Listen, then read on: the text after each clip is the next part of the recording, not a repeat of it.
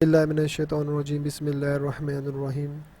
मैं हूं प्रोफेसर मोहम्मद रुमान अकरम और आज हम ACC501 बिज़नेस फिनांस का क्यूज़ नंबर 1 लेके आए हैं जो स्प्रिंग 2021 में आया हुआ है।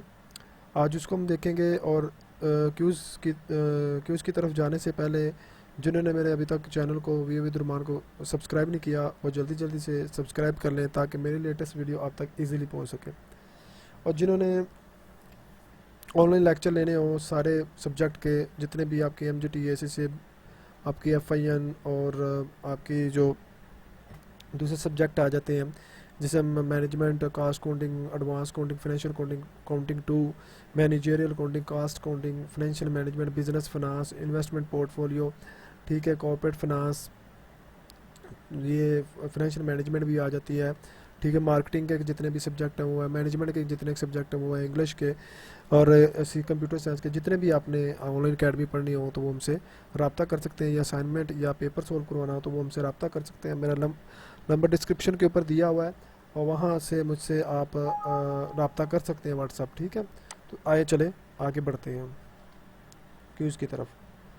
अच्छा जी, अब ये क्यूज़ आया हुआ है, देखिएगा, कहता है ABC has net income 4 lakh and how much is kept on the retained earning if firm has a dividend payout ratio of the 45%। अब इस कॉमन सेंस वाली बात है बेटा, देखो उसकी जो नेट इनकम है 4 लाख है, उसमें से 45% कितना दे देता है, 45% डिविडेंड दे देता है, शेयर होल्डर को डिविडेंड दे देता है। सबसे पहले आपने 4 लाख का 45% लेना है, तो वो जो भी फिगर आएगी ना उसको 4 लाख में से मैनेज कर देना, क्योंकि वो जो फिगर आएगी ना तो वो आपने पे आउट किया है, ठीक है। तो अब 4 लाख में से 1 लाख में से 80,000 निकलेगी मेरे ख्याल से वो अमाउंट, तो देख लीजिएगा कैलकुलेट करके, और जो वो अमाउंट आएगी ना तो उसको मैनेज कर दीजिएगा, ये 220 आ जाएगा, इसका राइट आंसर आ जाएगा, ठीक है। तो ये आपने देखना है, पहला MCQ ये है। उसके बाद देखिएगा नेक्स्ट MCQ की तरफ देखिएगा, उसने क्या है कि the most common application of the term finance involves raising money to acquire. मतलब इसमें देखिएगा कि वो कौन सी कॉमन चीज़ है जो फाइनेंस को रेज करती है, मनी को रेज करती है एक्वायर करने के लिए। तो जारी बात है लैंड एंड बिल्डिंग आप जब क्यों लेते हैं, मनी को रेज करने के लिए लेते हैं। मनी मशीनरी इक्विपमेंट जो भी लेते हैं प्रोडक्शन के लिए लेते हैं, या उसको बिजनेस को चलाने के लिए लेते हैं, इन्वेंट्री या सेल करने के लिए लेते हैं। तो ऑल ऑफ गिव ऑप्शन जो भी है ना ये आपकी मनी रेज करती है, ठीक है, पैसा को रेज करता है। आगे देखिएगा dash is occupation in cause is called return on net worth. तो इसको रिटर्न ऑन इक्विटी भी कहते हैं, ठीक है। रिटर्न ऑन नेट वर्थ को हम रिटर्न ऑन इक्विटी भी कहते हैं, इसके नाम से पहचाना जाता है। उसके बाद देखिएगा which of the following statement is correct, मतलब कौन सी स्टेटमेंट करेक्ट है। सबसे पहले यही है कि less income will be available to for taxation due to debt financing. जारी बात है डेट फाइनेंसिंग टैक्स सेविंग करता है, और टैक्स सेविंग करने की वजह से क्यों उसका नेट प्रॉफिट कम आता है, नेट प्रॉफिट कम आता है तो उसे टैक्स कम करना पे पड़ता है। तो मोर इनकम होगी available taxation due to debt financing, तो डेट फाइनेंसिंग की वजह से ज़्यादा इनकम होगी, टैक्सेशन की वजह ये नहीं होती है। तो इसका आंसर ए बिल्कुल करेक्ट है। कहता है विच of the following financial statement measures performance for over the specific period of time. अब देखिएगा जब परफॉर्मेंस की बात आ जाती है तो वो इनकम स्टेटमेंट को करता है, मेजर करता है, और जब रिजल्ट की या पोजीशन की बात करती है तो वो बैलेंस शीट करता है, ठीक है। तो परफॉर्मेंस पूछ रहा है तो परफॉर्मेंस इनकम स्टेटमेंट आपकी करती है।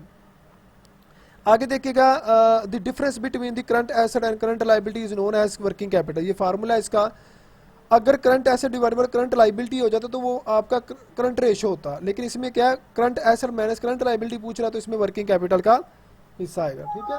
उसमें देखिएगा आगे देखिएगा कहता है इफ हम are use cash to the purchase machinery it's current ratio will be. मतलब आपने कैश के ऊपर इन्वेंट्री खरीदी है तो करंट रेशो कितना होगा, रिमेन अनचेंज। देखो जी इन्वेंट्री भी करंट एसेट है, आपका कैश भी करंट एसेट है, आपने एक करंट एसेट लिया एक दूसरा दे दिया, ठीक है। तो अफेक्ट मतलब आपने 20 रुपये की पेंसिल ली, 20 रुपये की पेंसिल आपके पास आई और 20 रुपये आपने दे दिए, ठीक है।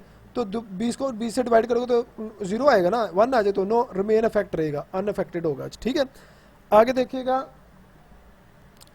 विच of the following formula use to the calculate the simple interest. Simple interest का फार्मूला ये है कि अमाउंट इन्वेस्टमेंट मल्टीप्लाई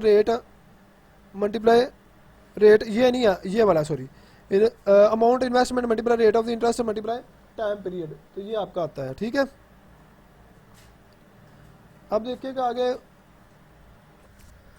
आगे देखिएगा which of the following limited liability of the business debt. सारी बात है, लिमिटेड लाइबिलिटी कौन से होते हैं, आपके कंपनीज होती है, कॉर्पोरेशन होती हैं, ये आपकी जो होती है अनलिमिटेड लाइबिलिटी होती है, प्रोप्राइटरशिप और जनरल पार्टनरशिप आपकी अनलिमिटेड लाइबिलिटी की होती है। देखो कॉर्पोरेशन आपकी कंपनी लिमिटेड लाइबिलिटी की होती है।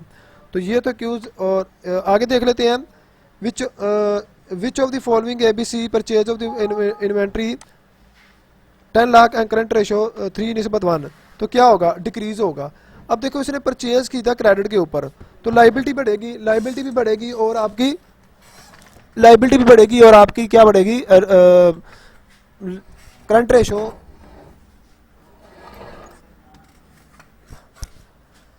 आपकी डिक्रीज होगी। क्यों? क्योंकि आपकी लाइबिलिटी भी बढ़ेगी और आपका इन्वेंटरी भी बढ़ेगा, और आपकी लाइबिलिटी 3:1 है, तो इसका मतलब है कि क्रेडिट खरीदने से आपकी लाइबिलिटी इंक्रीज हो रही है, तो आपका डिक्रीज हो जाएगा, लेकिन ये नो इफेक्ट की तरफ भी जा सकता है। तो ये आज की मेरा सोल्यूशन था। जिन्होंने अभी तक मेरे चैनल को सब्सक्राइब नहीं किया वो जल्दी से सब्सक्राइब कर ले ताकि मेरी लेटेस्ट वीडियो आप तक इजीली पहुंचे। थैंक यू सो मच, अल्लाह हाफिज़।